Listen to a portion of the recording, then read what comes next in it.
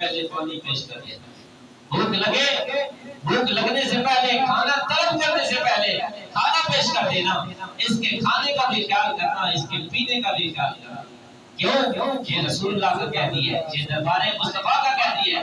میرے آقا علیہ السلام فرمان جاؤں آپ کی عظمت پر, آپ کی شان پر, آپ کے مرتبے اور مقام کے اوپر جو اللہ تبارک و تعالیٰ نے آپ کو عطا فرمایا ہے.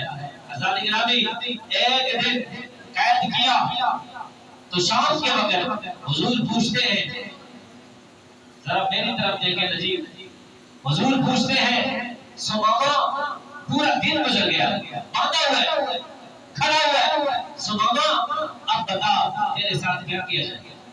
وہی کہتا ہے اگر قتل کر دیا جائے, زدگوب کر دیا جائے یا آزاد کر دیا جائے.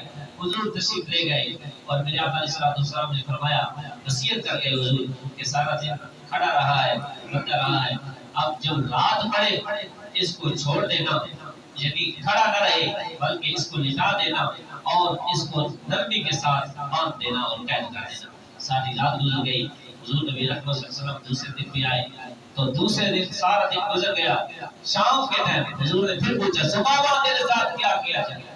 یہی تین باتیں, وہ رات گزر گئی. تیسرے دن پھر آقا علیہ السلام آئے, صبح کی نماز پڑھی, پھر چلے گئے, پھر تشریف لے آئے, ظہر پڑھائی, عصر پڑھائی, پھر مغرب اور عشاء پڑھائی نا.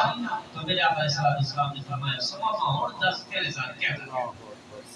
کہتا ہے اے اللہ کے نبی, اگر آپ مجھے قتل کر دیں تو میں اس قابل ہوں, حقدار ہوں کہ مجھے قتل کر دیا جائے.